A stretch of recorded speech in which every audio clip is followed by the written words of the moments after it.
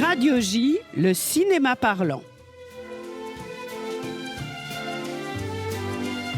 Lynn Toubiana, bonjour, merci d'être avec nous ce matin en studio. Bonjour Lise. Alors Lynn, ce matin nous avons un invité par téléphone. Il s'agit d'Aurélien Magnat, monteur et écrivain, pour son livre « 3 cœurs battant la nuit », paru chez Gallimard en 2020. Je vous laisse la parole. Bonjour Aurélien. Bonjour. Bonjour Lynn, bonjour à tous. Voilà, donc comme l'a dit Lise, Aurélien, vous êtes écrivain et monteur, alors une alliance de talents formidable, mais on va tout d'abord parler de votre talent d'écrivain. Pour votre 3e livre, intitulé donc 3 cœurs battant la nuit. C'est un très beau titre qui donne la tonalité lyrique, romantique de ce livre, mais qui est aussi sombre et violent. Puisque nous sommes à Marseille en juillet 2054, Marseille où la température est irrespirable, 50 degrés, en proie à une guerre civile, sauvage et meurtrière, et 3 migrants, 3 cœurs battant la nuit, 3 destins croisés vont fuir le pays, veulent fuir le pays. Alors parlez-nous de ces 3 cœurs qui battent la chamade. Oui, tout à fait. Comme vous le disiez, c'est un roman très sombre. C'est une Europe livrée au chaos. En fait, une des idées de base du roman, c'était d'inverser le flux migratoire, c'est-à-dire d'imposer au lecteur, d'inviter le lecteur à une réflexion sur qu'est-ce qui se passerait si c'était nous, Européens, qui étions dans des pays en guerre et qui devions fuir vers l'ailleurs, vers un monde meilleur, avec dans nos bagages quelques vêtements et l'inconnu. Et donc dans ce décor très noir, je voulais 3 êtres très lumineux. Voilà. Dans mon métier de monteur, j'aime bien créer du dynamisme, c'est-à-dire confronter l'ombre et la lumière. Et là, c'était une des envies aussi, c'est-à-dire dans un monde très sombre, créer des êtres de lumière comme ça qui resplendissent dans la nuit. Voilà. Donc le livre se passe sur 2 nuits. Il est assez fulgurant. Voilà, j'avais écrit un roman, mon précédent roman faisait 500 pages et se déroulait sur 20 ans. Et là, j'avais envie d'aller un peu contre ça et de faire un roman, beaucoup plus rapide, beaucoup plus intense, et où toujours, comme dans mes 2 premiers livres, les histoires d'amour sont vraiment au devant. Donc certes, c'est un roman d'anticipation assez noir, mais c'est aussi un roman d'amour, puisqu'il met en scène ce triangle amoureux. Oui, d'ailleurs, cette histoire de triangle amoureux révèle, comme vous le dites, une vision terrible, même apocalyptique, de l'avenir d'ici 3 décennies. Mais en même temps, il y a quand même au bout du tunnel une certaine lumière. Alors, vous êtes écrivain et monteur, et c'est là où on voit que vos 2 talents ne font qu'un, puisque votre style est éminemment cinématographique. C'est vrai, c'est-à-dire que j'aime à dire que j'écris mes livres comme si je faisais des films. C'est-à-dire que pour moi, ce qui est le plus important, c'est la lumière, les sons, le rythme, ce qu'on voit en fait quand on lit. Voilà. Moi, quand je lis un livre, j'aime bien m'imaginer la lumière, les odeurs, les sons, voilà. Et donc en tant qu'écrivain, j'essaie de retrouver ces sensations de spectateur de cinéma et de monteur aussi, en travaillant énormément le rythme pour embarquer le lecteur comme s'il était au cœur d'un film. Alors d'ailleurs, un de vos personnages, Laïla, est monteuse. Tout à fait, voilà, il fallait bien que ça arrive un jour, comme mes personnages, voilà.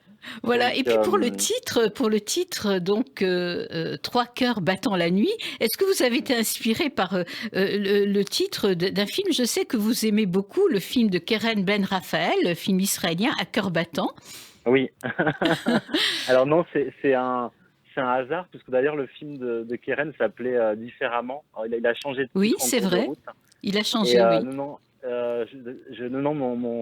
moi j'ai été inspiré par un titre d'un film de Benoît Jacot qui s'appelle 3 cœurs. Ah oui, c'est Et je trouvais exact. ça, et je crois que d'ailleurs lui-même l'avait piqué à quelqu'un d'autre avant. Enfin voilà, c'est quelque chose qui traîne depuis quelques décennies, je crois. Oui, et Et puis Audiard aussi, de battre mon cœur s'est arrêté. exactement, exactement. Je crois que le mot cœur est un mot assez beau à mettre en scène dans les titres. Et voilà, je voulais qu'il y ait à la fois les cœurs, la nuit. Enfin voilà, du coup j'ai l'idée de ce titre. Voilà. En tous les cas, Et je voulais c'est mettre en avant le romantisme en fait dans le titre. oui, et c'est très Voilà. réussi parce qu'effectivement, il y a beaucoup de romantisme, un romantisme noir, mais un beau romantisme. Alors, parlons Merci. cinéma maintenant, puisque Mhm. vous avez monté un film de fiction qui va être bientôt en salle, puisqu'il a été réalisé en 2019. C'est le film C'est ça. intitulé Les 100 dents de Pascal Rabaté. Alors avec un casting prestigieux, Yolande Moreau, François Morel, Gustave Kerven. Est-ce que c'est une comédie, cette comédie sur des miséreux? Alors tout à fait. Alors c'est une sorte de comédie, une comédie assez loufoque, hein, parce qu'on suit une bande de rebuts de la société. Donc on a vraiment tous les rebuts de la société, c'est-à-dire on a les migrants, les handicapés, les personnes âgées. Donc voilà, c'est une espèce de bande comme ça de reclus qui vit dans une espèce d'immense grotte décharge, voilà, et et c'est une des particularités et un des grands défis du film, n'ont pas l'usage de la parole, c'est-à-dire qu'ils ne parlent pas. Donc c'est un film sans parole, très sonore, puisque chacun des personnages s'exprime à sa manière. Donc il y en a un qui s'exprime en riant, l'autre qui s'exprime par les gestes, un autre qui s'exprime en bégayant avec une tondeuse. Enfin voilà, il y a tout un univers comme ça, comme s'il fallait réinventer le langage.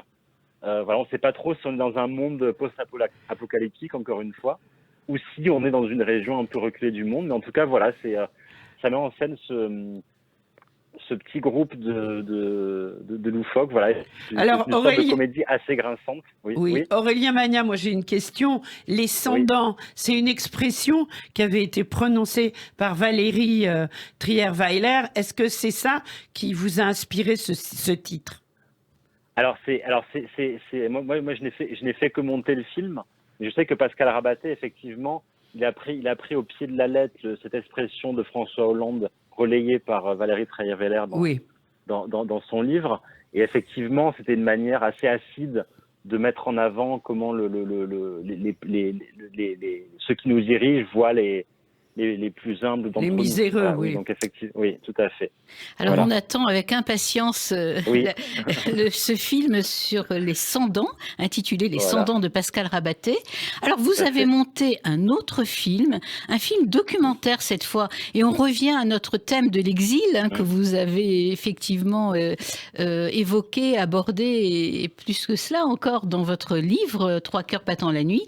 Il s'intitule Partir. C'est un film de Marie-Noël Nibat.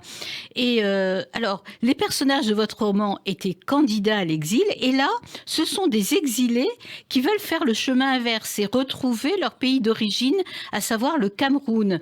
Voilà, donc le montage de ce film vous a-t-il inspiré pour Trois cœurs battant la nuit? Écoutez, tout à fait. C'est-à-dire que voilà, je passe le plus clair de mon temps à monter des films, donc forcément, surtout en documentaire, les thèmes souvent rentrent en moi et m'influent, puisque quand on monte un film, on vit vraiment avec, du matin au soir pendant des mois. Et effectivement, cette question des migrants qui est extrêmement présente dans le film de Marie-Noël Nibat, elle m'a nourri en fait pour ce projet que j'avais déjà auparavant, mais qui là m'a vraiment énormément nourri par les images et les témoignages. Le film de Marie-Noël Nibat aborde cette question assez rarement abordée, c'est celle du retour des migrants, c'est-à-dire que des migrants qui risquent leur vie pour venir en Europe, qui depuis leur pays d'origine sont vus comme des vainqueurs puisqu'ils sont arrivés en Europe, mais souvent en fait ces migrants en Europe ont peur de rentrer, parce que rentrer ça veut dire C'est un échec. être vu comme des perdants, voilà. Et du coup, ça aborde cette question très délicate, et elle est magnifiquement abordée dans ce film qui se passe entre le Cameroun, le Sénégal et Marseille. Oui, Encore j'avais une vu fois. ce film, effectivement, et j'ai pensé ensuite à ce film en lisant votre livre. Alors effectivement, tous ces migrants disaient avant de partir de leur pays, ils rêvaient de l'Europe. L'Europe, c'est l'Eldorado.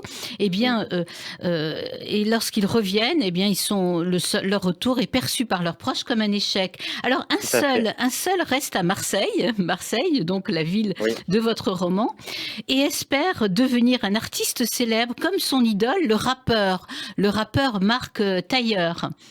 Max Tailleur, c'est ça exactement. Ouais.